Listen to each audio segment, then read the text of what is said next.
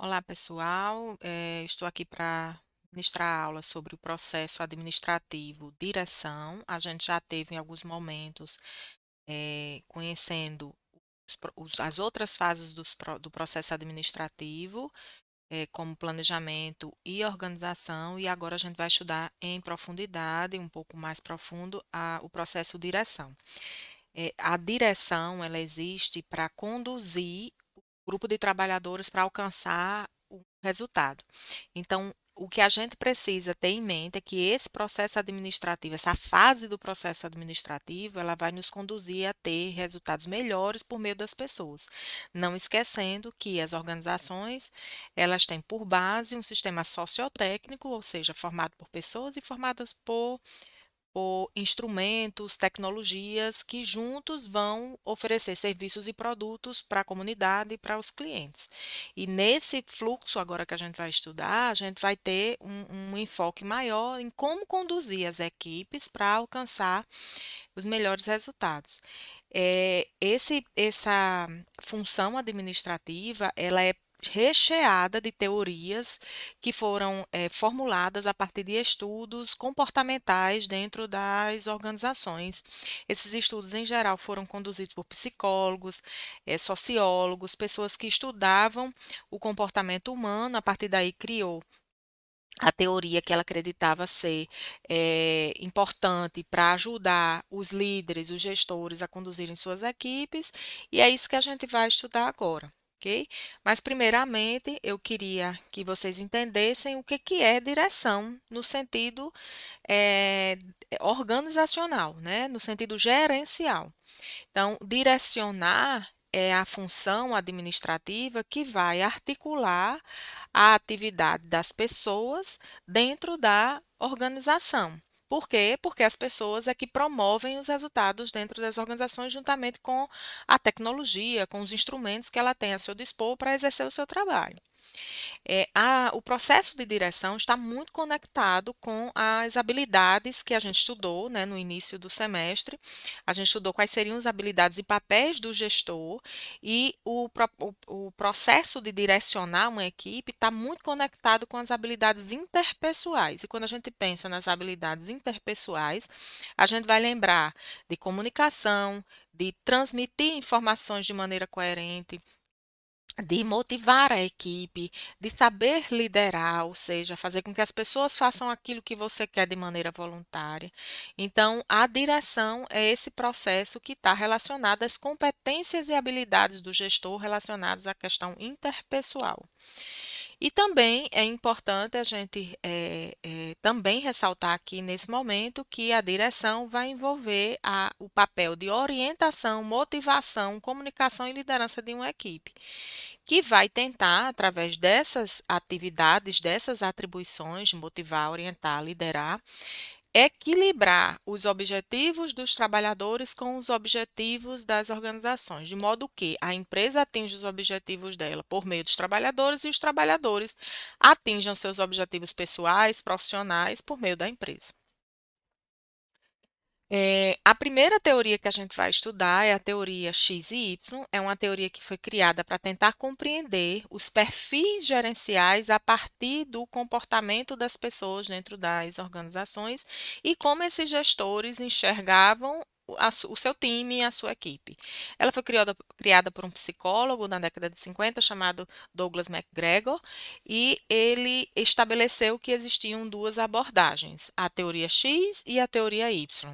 A teoria X, representa uma abordagem mais mecanicista e mais técnica, e vê o trabalhador como uma pessoa indolente, que não gosta de trabalhar, enrolona, né, que tenta evitar trabalhar.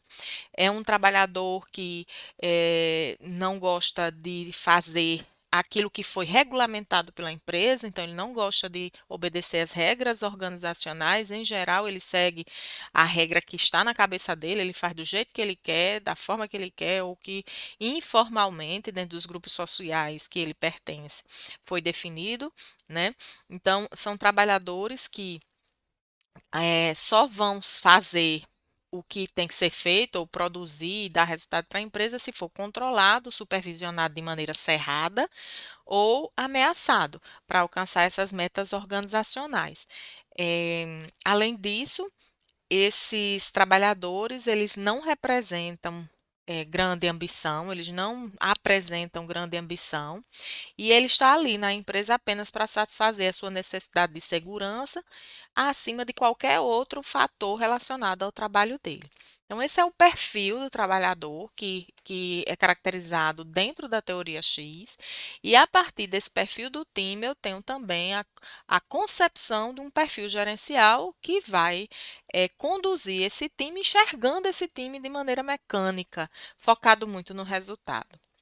Do outro lado, eu tenho a teoria Y, que enxerga os trabalhadores de maneira mais humana, né? Então eu deixo de ver aquele trabalhador como alguém indolente e preguiçoso e vejo aquele trabalhador como alguém que enxerga o trabalho como uma forma de trazer felicidade e satisfação para ele. São trabalhadores que conseguem se autogerenciar e se autodirecionar, né? E altamente comprometidos com os resultados organizacionais. Esses empregados também são facilmente delegáveis. O que significa isso? São pessoas que eu consigo dar novas responsabilidades, novas atribuições dentro do cargo dele, dentro da configuração das atividades que ele normalmente faz, e ele aceita com facilidade isso porque ele enxerga essas novas atribuições e responsabilidades como uma forma de crescer dentro do negócio, como uma forma de crescer profissionalmente. Então, são trabalhadores também que, em geral, são proativos. O que significa isso? Eles têm iniciativa, eles são criativos, eles não esperam a demanda chegar para fazer. Então, de um lado, eu tenho uma abordagem mecanicista, do outro, eu tenho uma abordagem mais humana, e dentro dessas concepções, eu enxergo também o perfil do gestor e como esse gestor vai conduzir o seu time baseado nas características que ele consegue observar dessas pessoas, ou se elas são mais voltadas para a teoria X, ou se elas são mais voltadas para a teoria Y. Então, e o que que seria, né, esse comportamento organizacional? Né? O comportamento organizacional ele é fundamental, é uma disciplina, na verdade, que vocês mais na frente vão estudar. E vocês vão entender que é uma área de conhecimento gerencial que envolve psicologia, sociologia, antropologia, a própria administração, e que vai ter como foco analisar as ações e os comportamentos das pessoas dentro das organizações. Para quê? Para que eu possa fazer com que essas pessoas consigam trazer mais resultados para a empresa, mas também que estejam felizes e satisfeitas fazendo os seus negócios, fazendo as suas atividades. Compreender o comportamento das pessoas dentro das organizações é importante para que os gestores possam explicar e também prever o que vai acontecer com o comportamento dessas pessoas dentro das organizações num determinado período de tempo. Então, o comportamento organizacional faz parte, é uma área que precisa ser observada com afinco pelos gestores para que eles possam conduzir, direcionar as pessoas para o local correto que vai trazer resultados para as organizações. E quais são as bases desse comportamento individual nas organizações e que interfere no comportamento organizacional? As atitudes das pessoas, a personalidade das pessoas, a percepção que as pessoas têm sobre a empresa, sobre as coisas que acontecem dentro da empresa e também o processo de aprendizagem. Então, são quatro pilares que dimensionam o comportamento individual e que, junto com outros aspectos da organização, formarão um comportamento organizacional. Hoje em dia, nos processos seletivos, inclusive, a gente começa a enxergar testes que vão analisar a personalidade dos futuros funcionários, né? Enxergar se quais são os problemas, possíveis problemas que essa pessoa pode trazer para a organização em função de suas atitudes. Em geral, nos processos seletivos, a gente consegue, através de perguntas, questionamentos, quais são as percepções, as expectativas que aquela pessoa tem relacionada ao novo trabalho, de modo que eu consigo enxergar também, num médio prazo, quais são as características daquele indivíduo dentro do todo da organização, de modo que eu também consiga fazer com que aquele indivíduo auxilie no alcance das metas organizacionais. Então, a gente viu aqui que existe o comportamento organizacional. Esse comportamento organizacional é uma área que estuda como as pessoas reagem dentro das organizações, que estudam como os administradores podem disciplinar o trabalhador, conduzir o trabalhador baseado nas suas características individuais, que em geral são identificadas no processo de seleção, em que há um estudo profundo sobre como essas pessoas aprendem, como essas pessoas agem em situação de pressão, em situação de risco, quais são as características de personalidade e também quais são as percepções que ela tem a respeito do negócio. O que seriam as atitudes dentro do trabalho, né? Quais são as atitudes que a gente precisa mais analisar? São atitudes relacionadas ao grau de satisfação no trabalho. O grau de satisfação geralmente está muito relacionado com aspectos estruturais da empresa, né? Condições de trabalho, comportamento da equipe. O grau de satisfação está muito relacionado com a expectativa que o trabalhador tem a respeito dos resultados que ele deposita na empresa, aí os resultados que ele consegue levar para a empresa. Então, quanto mais reconhecimento, mais satisfação no trabalho. E também relacionadas às atitudes está a característica de envolvimento. Se envolver no trabalho é se engajar, é vestir de fato a camisa. E outra característica é o comprometimento que o funcionário tem com a organização. Então, são três pilares relacionados às atitudes que devem ser pontos de atenção para o gestor: satisfação do trabalho, o comprometimento do trabalhador e o engajamento dele com o trabalho. Com relação à aprendizagem, né, a aprendizagem ela se refere a uma mudança de comportamento que tem relação direta com uma experiência de ensino. Essa experiência pode ser prática, pode ser teórica, mas levou aquela pessoa, aquele indivíduo a ter contato com um novo conhecimento e isso gerou mudança. A aprendizagem ela só acontece quando há mudança de comportamento. E a importância dessa aprendizagem, né, para as pessoas que dentro da organização é que por meio desse processo eu vou conseguir mudanças significativas dentro do ambiente organizacional que poderão trazer resultados positivos para a organização em termos de produtividade, qualidade e, consequentemente, a satisfação do cliente. Aí existem duas teorias que explicam o processo de aprendizagem individual. É a teoria do condicionamento operante e a teoria de aprendizagem social.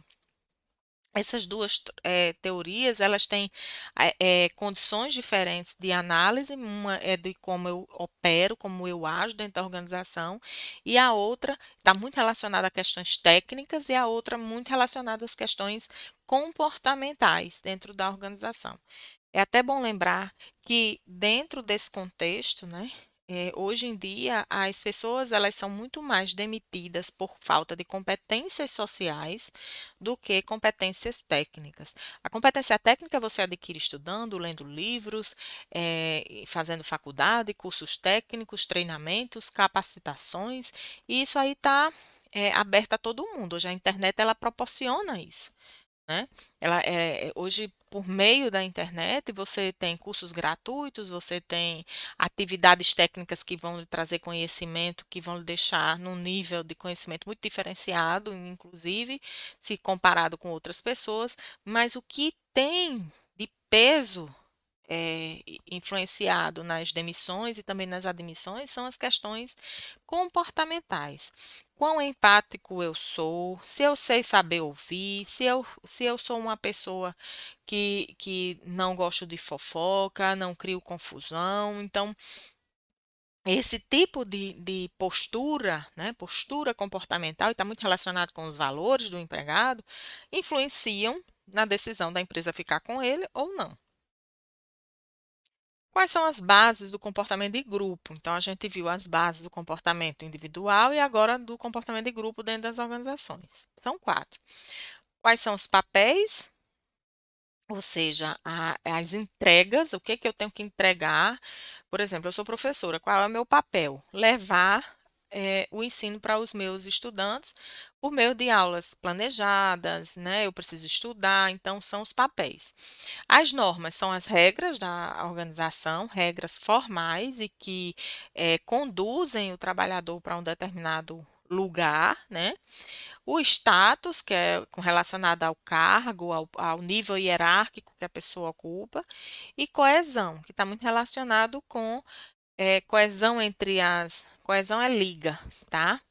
Entre as áreas, entender que a área de finanças é cliente interno da área de compras e por aí vai. E vem outra questão que influencia muito no processo de decisão, e essas teorias elas foram criadas também para conduzir o gerente, o gestor, a entender o comportamento das pessoas dentro da organização e poder trazer essas informações para o campo da produtividade. Quanto mais motivado o empregado for, mais engajado ele é, mais cumpridor das regras organizacionais ele é. Por isso, a necessidade de entender a motivação. E existem vários estudos provenientes desse campo, né, das teorias motivacionais, que podem ajudar o gestor a entender os times e conduzir esses times a terem melhor resultados, levando em consideração de que motivação você provoca, você não faz a pessoa ficar motivada. A única pessoa que tem o poder de transformar algo, um sentimento positivo em motivação é a pessoa mesma, porque a motivação ela vem de dentro para fora. Mas, em geral, existe essa triangulação, né, sobre a motivação. A base seria o esforço que eu faço para fazer uma determinada tarefa, para entregar os meus papéis, para entregar os meus resultados. De um outro lado, eu tenho as minhas necessidades pessoais, o que está me levando a fazer isso, a levantar todo dia de 8 horas da manhã, de 7 horas da manhã para trabalhar, chegar ao trabalho pontualmente, exercer minhas atividades, atender bem o cliente. Eu tenho necessidades que me fazem e que me estimulam a fazer isso. O que que é motivação? É o motivo que me leva a uma ação. Por outro lado, eu também tenho nessa base triangular as metas organizacionais e que vão me estimular. Então, eu tenho tal meta para alcançar, então eu tenho que trabalhar mais, eu tenho que ficar mais uma hora no trabalho, eu tenho que ligar para mais clientes, eu tenho que me esforçar mais para atingir essas metas. Isso tudo culmina em quê? Em motivação. Então, a base, né, da motivação, ela advém dessa triangulação: esforço, necessidades e metas organizacionais. Uma das teorias mais famosas a respeito da necessidades não, da motivação, é justamente a hierarquia das necessidades de Maslow, né? A gente vai estudar isso mais profundamente no semestre que vem, na disciplina de teorias organizacionais, mas hoje a gente vai entender de maneira geral o que significa essa hierarquia das necessidades. Ela foi criada por Abraham Maslow, por isso que o nome é Teoria das Necessidades de Maslow, ou pirâmide, né, a hierarquia das necessidades, pirâmide das necessidades, e que ele, através de seus estudos, ele conseguiu segmentar as necessidades de acordo com a as suas realizações. Então, primeiro, a pessoa na base da pirâmide, ela vai tentar satisfazer as suas necessidades fisiológicas, que são necessidades básicas, como alimentação, água, respirar, descansar, né? E isso vai ser satisfeito quando eu tenho um horário de trabalho estabelecido, condições de trabalho confortáveis, né? E aí eu consigo avançar. Quando eu tenho essas necessidades fisiológicas satisfeitas, segundo Maslow, isso já não me leva mais à motivação. Eu preciso de outro fator para me estimular, que é a segurança e a estabilidade. O que que é isso? É a proteção, estabilidade, integridade física, emocional, de estar naquele local. A satisfação do trabalhador estará voltada, então, para uma criação de um vínculo com a organização, os benefícios que a organização vai trazer para ele, dando essa sensação de segurança e estabilidade. Quando essas necessidades são satisfeitas, o trabalhador já não enxerga isso como um fator motivacional. Ele precisa de outros fatores mais avançados para que ele se motive a fazer algo, que nesse caso ele chama de fatores sociais. Esses fatores sociais estão muito relacionados à questão da integração entre o trabalhador e as pessoas que estão também trabalhando na organização, quão aceito ele é pelo grupo, as relações de amizade que ele constrói, de amor, de afeto, quão participativo ele é nas decisões da organização, as pessoas o escutam, né? Então, um bom ambiente de trabalho, cooperativo, sociável, vai trazer o alcance dessas necessidades e, portanto, ele vai se tornar motivado quando isso for satisfeito. Depois disso, que essas necessidades elas são satisfeitas, elas deixam de ser motivacionais. E aí ele parte para um outro patamar que Maslow chama de estima.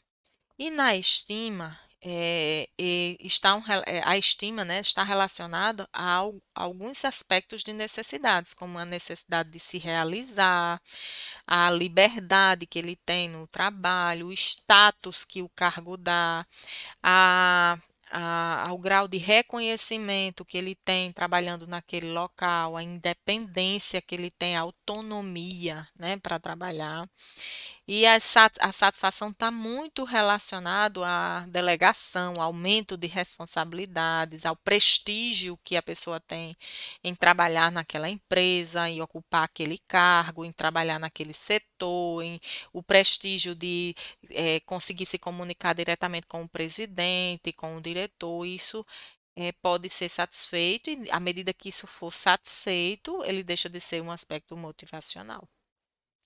E aí vem outros aspectos que estão relacionados dentro da hierarquia das necessidades de Maslow, um aspecto que está já no topo da pirâmide, que é a autorrealização. A autorrealização, ela tem relação direta com a necessidade de desenvolver profissionalmente os seus potenciais e as suas capacidades para realizar determinadas tarefas. Geralmente, esses aspectos eles são satisfeitos quando o trabalhador consegue oportunidade de crescer dentro da empresa, quando ele tem desafios importantes no trabalho que ele faz, quando ele tem autonomia para trabalhar e exercer a sua criatividade. Estudos mostram que Maslow, naquela época, enxergava que, à medida que as necessidades eram satisfeitas, elas deixavam de ser fatores motivacionais. Estudos mostram também que essas características, né, que Maslow falava, de que necessidade satisfeita não é mais um fator motivacional, ela pode mudar. Eu posso realmente voltar na pirâmide a precisar de uma necessidade de segurança e estabilidade, e isso se transformar num aspecto motivacional. Eu posso ficar indo e voltando na pirâmide organizacional de acordo com o momento que eu estou na minha vida. Para que um gestor tem que entender isso? Para você mapear dentro da sua equipe quais são as necessidades que a empresa deverá satisfazer daquele funcionário, de modo que ele fique satisfeito e seja mais produtivo e traga mais resultados para a organização. Outra teoria, né, que a gente vai estudar mais profundamente no semestre que vem, mas que agora é importante para vocês entenderem como usá-las no aspecto gerencial, é a teoria dos dois fatores de Herzberg. Ele divide em fatores motivacionais e fatores higiênicos. Os fatores higiênicos, eles não motivam, e os fatores motivacionais também não motivam, mas eles levam à satisfação ou à insatisfação. Então, fatores motivacionais realizados fazem com que o trabalhador alcance satisfação no trabalho. Fatores higiênicos não satisfeitos conduzem à extrema insatisfação no trabalho por parte do trabalhador. Quais são os fatores motivacionais? Realização, conhecimento, exercício de responsabilidade, possibilidade de crescer dentro da estrutura organizacional, capacidade ou possibilidade de aprender dentro da empresa. Isso vai me levar a ficar satisfeito com o meu trabalho. Os fatores higiênicos podem ser como o comportamento da minha supervisão, se é uma supervisão cerrada, se ela é maleável, se é mais amigável.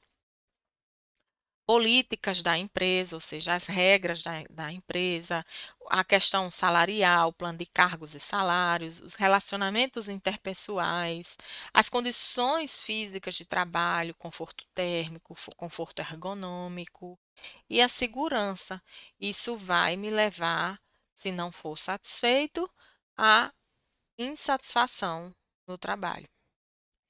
Outra teoria que é importante também compreender para lidar melhor com o seu time é a teoria da expectativa, também chamada de teoria da expectância. A teoria da expectância, ela está relacionada diretamente ao esforço que eu fiz para alcançar um determinado objetivo. No gráfico que vocês estão vendo aí, vocês estão vendo que há uma certa é, é, eu vou seguindo uma certa sequência de atividades para que eu alcance o objetivo e vem desde o esforço individual até o alcance dos resultados e o alcance dos seus objetivos individuais em função dos resultados alcançados. Então, eu parto do esforço individual, depois o desempenho individual, o alcance dos resultados e depois os objetivos individuais. Eu vou dar um exemplo aqui, por exemplo, para eu me formar, eu acho que eu já até falei na sala de aula sobre isso. Eu, o esforço que eu fiz foi muito maior do que uma pessoa que mora perto da faculdade, uma pessoa que o pai que paga a faculdade.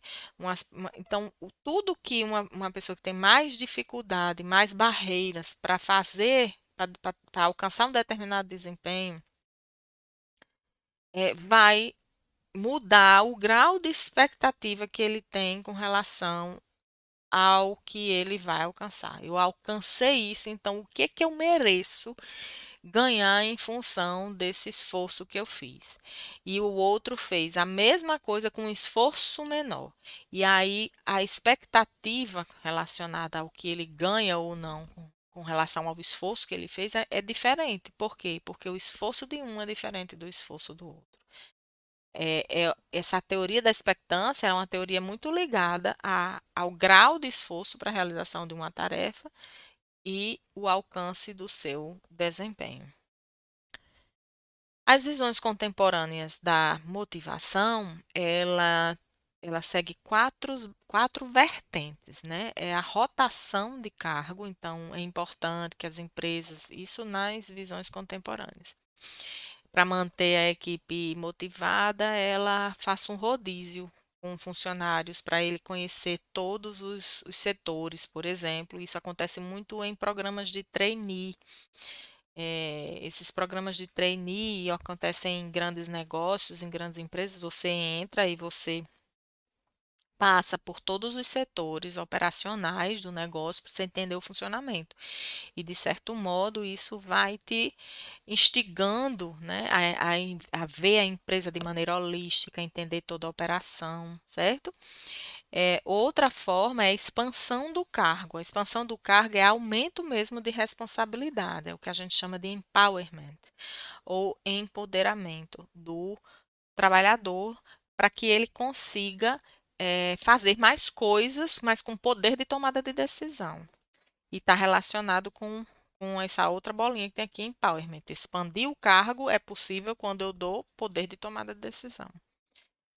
Enriquecimento do cargo, enrichment, também está voltado à expansão, que é agregar responsabilidades e novas atividades, novas atribuições ao cargo, dando também maior poder para o cargo, tá? Fechando essa parte de motivação, a gente vai partir agora para o processo de liderança. A liderança, ela é algo que é um assunto que vem sendo muito discutido dentro dos campos da gestão, dos estudos de gestão, porque a gente sabe que o líder, o bom líder, ele reflete diretamente no resultado do time. Então, e o que que seria essa liderança? Algumas pessoas atribuem que liderança está muito relacionado a envolver as pessoas com suas palavras, com seu modo de agir, de modo que eles façam aquilo que você quer de maneira voluntária. Então, quando a gente fala de liderança, a gente também vai lembrar da palavra influência, né? Influenciar o outro. E aqui a gente traz esse conceito, que é um processo interpessoal pelo qual os gestores tentam influenciar os colaboradores a realizarem aquilo que tem que ser feito no trabalho dele. Então, então esse conceito de liderança está relacionado com influência. Geralmente, a liderança ela é feita por meio de interação. Então, quem não gosta de gente, dificilmente vai conseguir ser um bom líder e tem conexão direta com a atividade de planejar, de controle de resultados e organização também das tarefas e atribuições organizacionais. Existem estudos que determinam alguns estilos de liderança, e aqui a gente trouxe para vocês 3 estilos de liderança. A liderança centrada no chefe, né, que vai da liderança centrada no chefe até a liderança centrada no trabalhador. Então, o líder, ele pode ser autocrático, democrático ou laissez-faire. O líder autocrático, como a palavra diz, é um líder que a liderança dele, o processo de liderança dele está focado naquilo que ele quer, é focado no chefe, tá? O gerente toma a decisão, anuncia a decisão sem participação quase de ninguém na equipe. Usa a autoridade, né, pelo administrador, dada pelo administrador. O líder democrático é aquele que ele anda ali entre o autocrático e o laissez-faire. O líder democrático, ele geralmente apresenta as ideias e abre espaço para as pessoas opinarem, perguntarem, darem suas sugestões.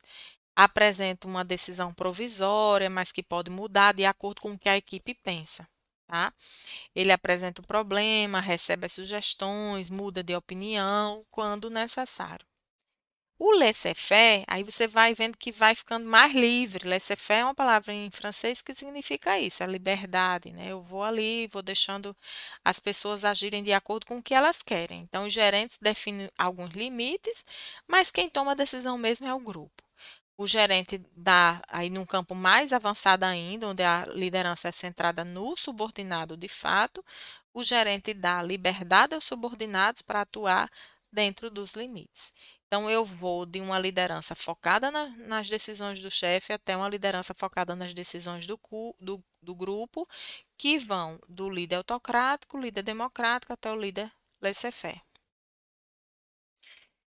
Existe também uma classificação que diz que existe a liderança voltada para a tarefa, né? E essa liderança para a tarefa é uma liderança geralmente autoritária, focada na autoridade que o cargo dá ao chefe, autocrática, ou seja, eu não escuto o que os outros querem opinar, isso não é importante para o meu trabalho. Ela é diretiva, então é assertiva, é isso e acabou. e focada literalmente nas tarefas. Há uma concentração, nesse caso, do poder na decisão do líder formal e ênfase na realização de quê? Das tarefas ou a missão dos objetivos da empresa para que a empresa alcance resultado. A liderança orientada para a tarefa é uma liderança quantitativa, é uma liderança voltada para resultados. A liderança orientada para pessoas já parte para uma outra perspectiva, é uma liderança que vai consultar as pessoas, ela é muito mais próxima da liderança democrática e laissez-faire do que a autocrática, por exemplo, porque ela é uma liderança participativa, democrática, orientada para as pessoas. O bem-estar das pessoas vai fazer com que a empresa alcance os resultados que precisa. Então, a participação dos liderados no poder de decisão é um ponto característico desse tipo de liderança, certo? Agora a gente vai ver os estilos de liderança dos executivos brasileiros. Numa pesquisa que foi realizada escutando os subordinados e os líderes. Quando foram perguntados sobre modelo coercitivo de gestão, 62% dos subordinados afirmaram que seus chefes são coercitivos, ou seja, ameaçadores, eles dirigem pela coerção. Enquanto que os líderes eles não se enxergam assim, apenas 44% diz que se enxergavam dessa forma. Os dirigentes, né, se veem como dirigentes, a grande maioria, 68% dos pesquisados se veem como dirigentes, enquanto que os liderados acham que mais da metade, 64%, são apenas dirigentes. O líder afetivo, né, em geral, os líderes se enxergam mais afetivos do que os subordinados, como vocês podem ver aí. E democrático, do mesmo jeito, só que um pouco mais próximo, né? Os líderes e os subordinados, eles enxergam essa liderança um pouco parecida, essa característica da liderança um pouco parecida.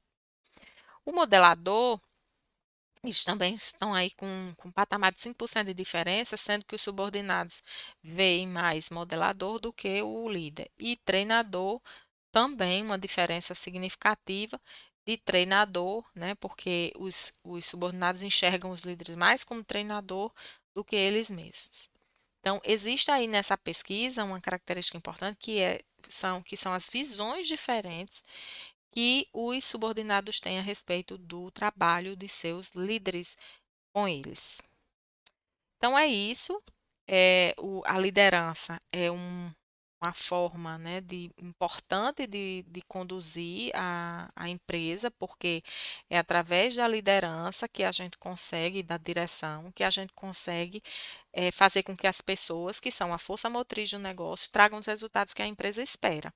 Isso não faz dessa função administrativa uma função mais importante do que planejamento, do que organização, do que controle, porque está lidando com as pessoas. Não, ela complementa a importância das outras funções gerenciais e, portanto, precisa ser estudada. É por isso que a gente trouxe aqui conceitos de motivação, conceitos de liderança, porque com o conhecimento dessas teorias, né, dessas regras que foram estudadas pelos pesquisadores, a gente consegue modelar o nosso comportamento relacionado aos trabalhadores. É lógico que existem muitos mais outros assuntos importantes relacionados a este tema, mas por enquanto a gente vai parar por aqui, entendendo que é um fluxo contínuo e que a gente precisa alcançar outros patamares para entendermos a, a direção como sendo uma fonte importante de alcance de resultados dentro das organizações. É isso, muito obrigada.